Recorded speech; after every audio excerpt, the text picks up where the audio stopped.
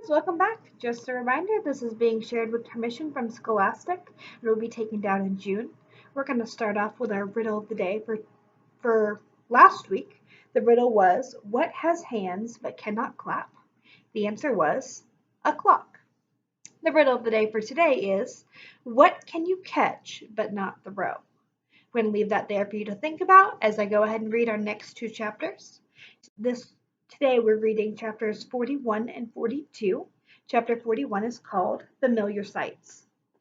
They reached the edge of the desert the next day, on schedule, and then followed a river for 3 days, all the way to the sea.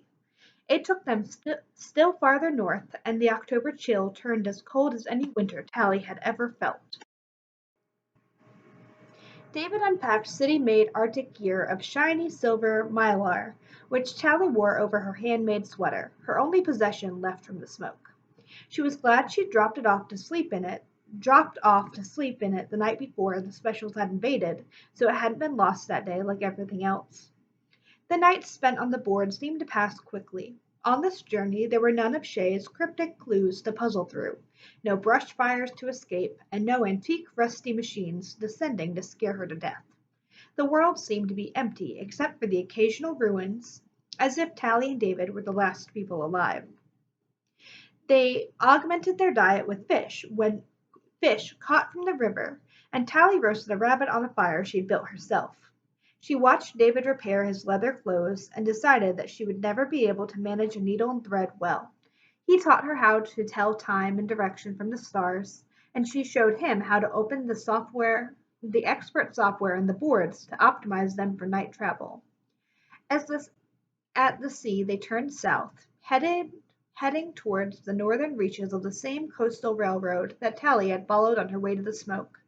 David said they had once stretched unbroken all the way back to Tally's home city and beyond, but now there were large gaps in the track and new cities built on the sea, so they had to travel inland more than once. But David knew the rivers and the spurs of the railroad and all the other metal paths that the Rusties had left behind, so they made good time towards their goal. Only the weather stopped them. After a few days' travel down the coast, a dark and threatening mountain of clouds appeared over the ocean. At first the storm seemed reluctant to come ashore, building up its nerve over a slow 24 hours, the air pressure changing in a way that made hoverboards jittery to ride. The storm gave plenty of warning, but when it finally arrived, it was much worse than Tally had ever imagined weather could be.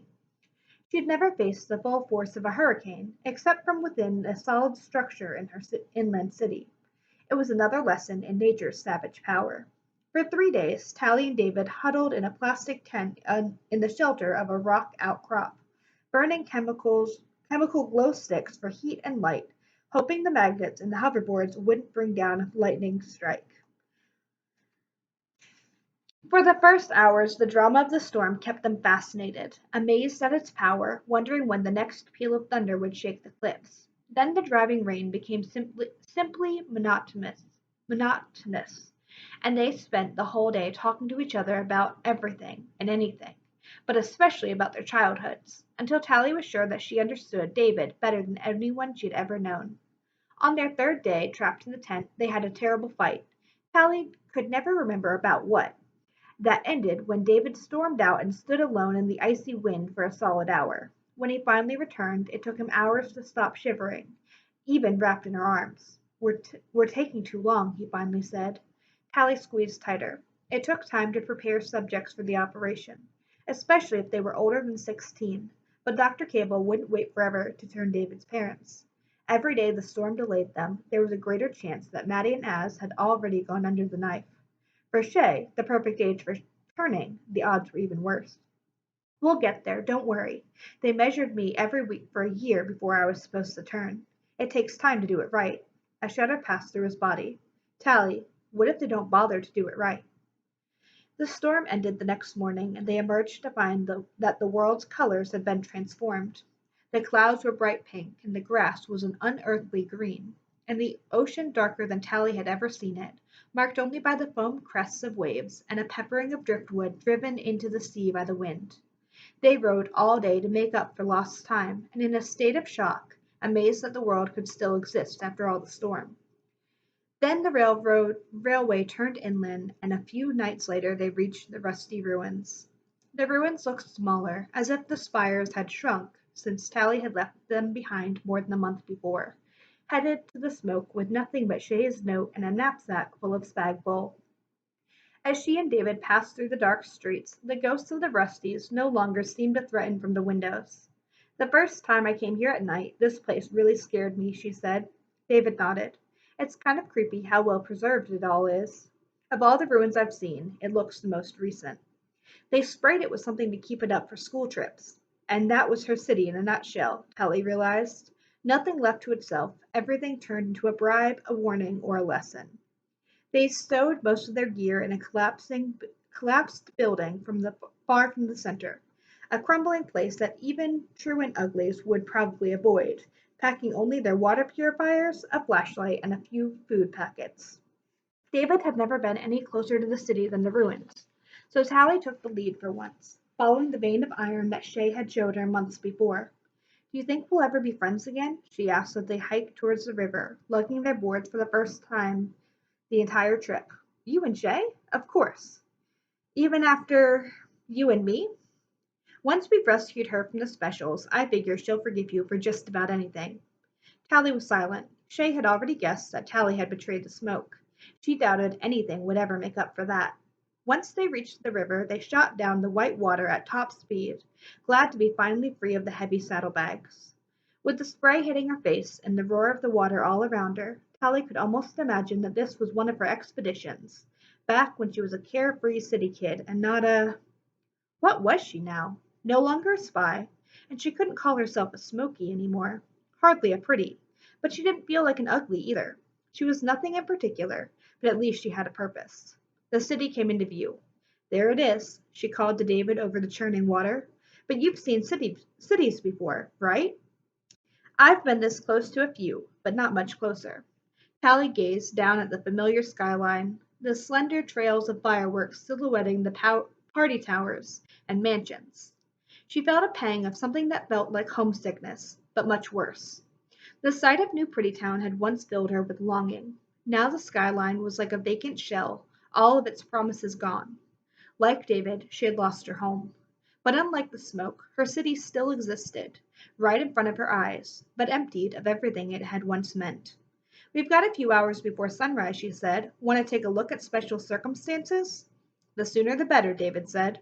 Tally nodded, her eyes tracing the familiar patterns of light and darkness surrounding the city. There was time to make it there and back before daybreak. "Let's go." They followed the river as far as the ring of trees and brush that separated Uglyville from the suburbs. The green belt was the best place to travel without being seen, and a good ride as well. "Don't go so fast," David hissed from behind as she whipped through the trees. She slowed down. "You don't have to whisper. No one comes here at night. It's ugly territory, and they're all in bed, unless they're tricking." "Okay," he said, "but shouldn't we be more careful about hoverpaths?" "Hoverpaths? David, hoverboards work everywhere in the city. There's a metal grid under the whole thing." "Oh, right." Tally smiled.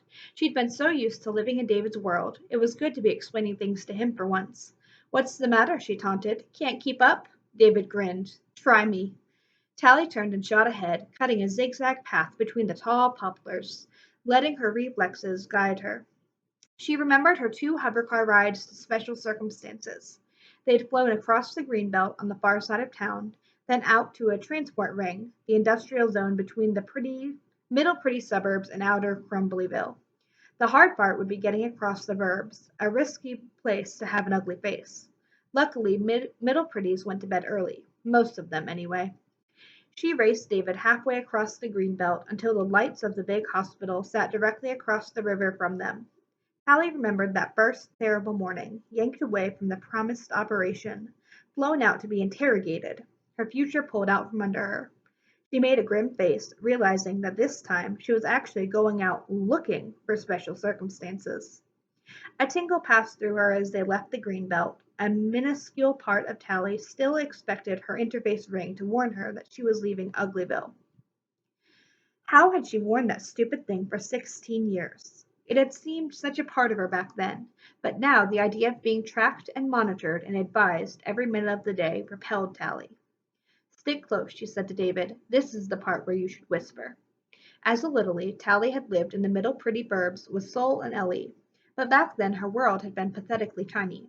A few parks, a path to Littlie school, one corner of the greenbelt where she would sneak in to spy on Uglies. Like the rusty ruins, the neat row of houses and gardens seemed much smaller to her now, an endless village of doll houses.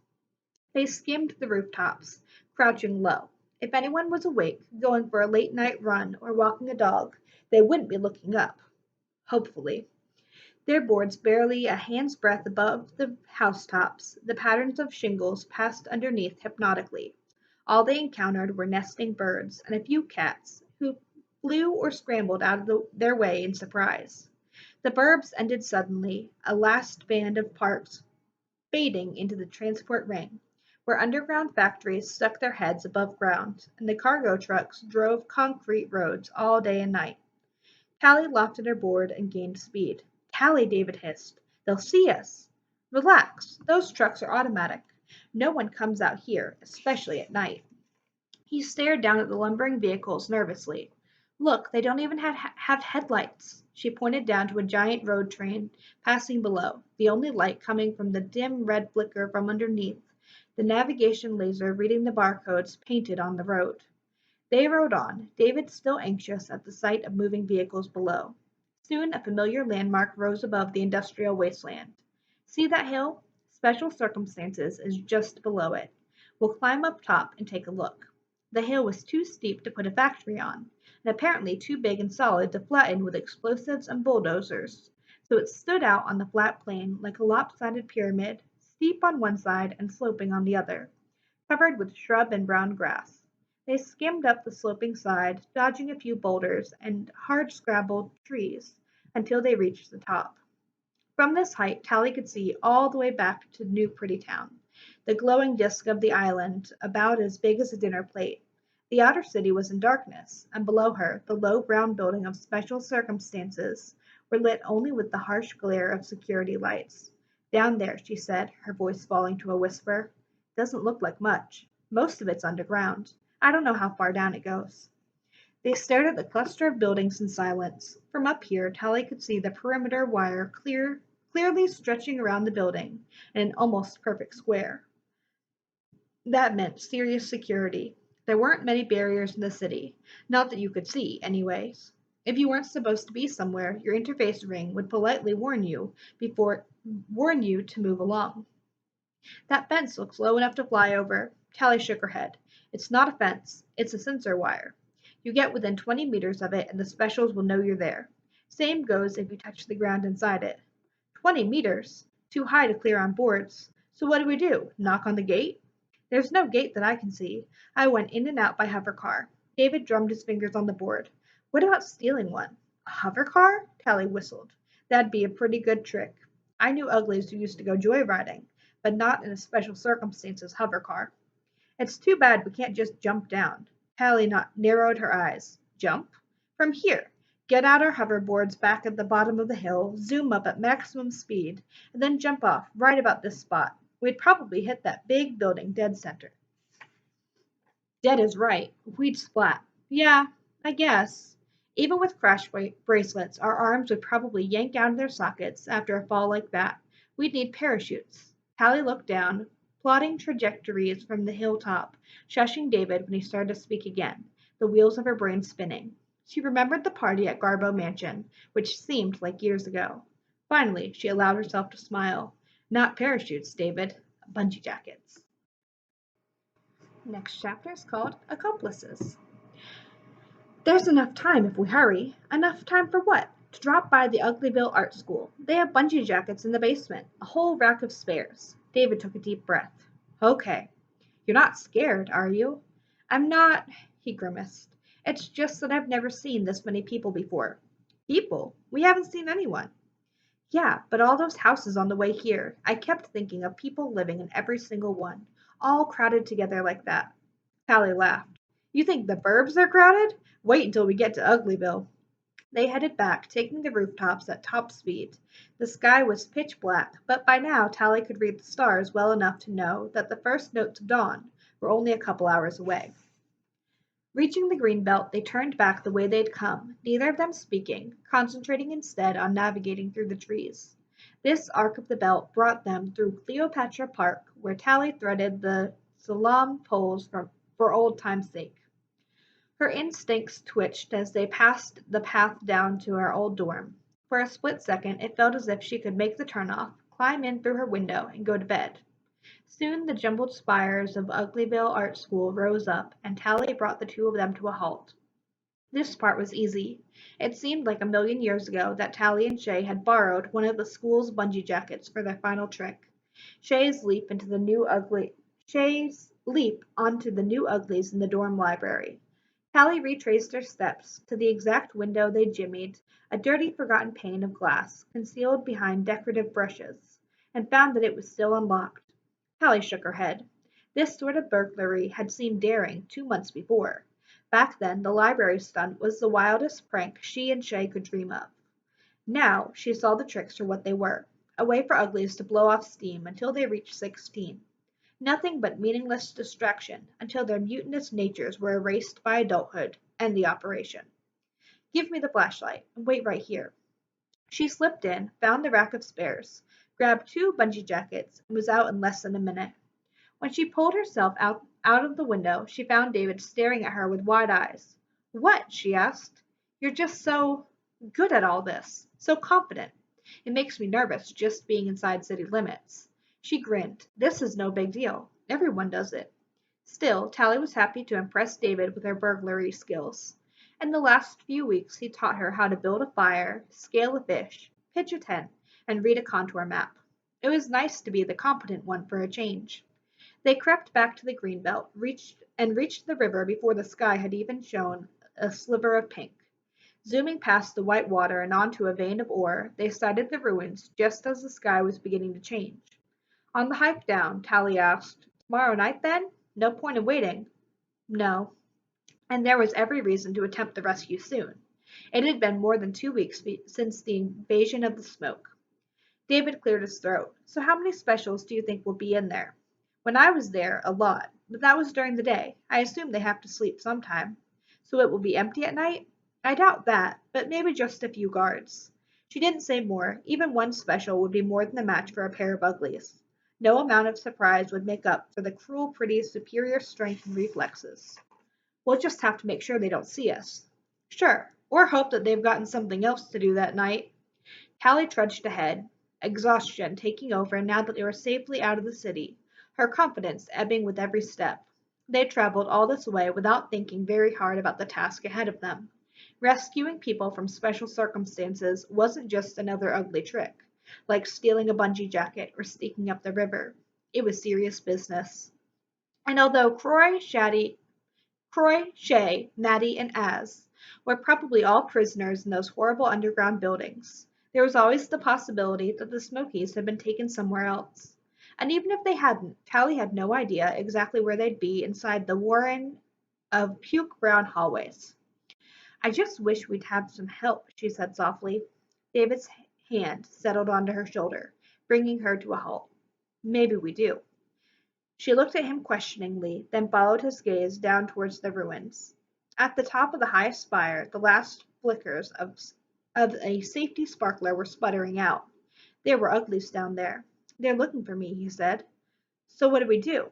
Is there any other way back to the city? David asked. No, they'll come hiking right up this path. Then we wait.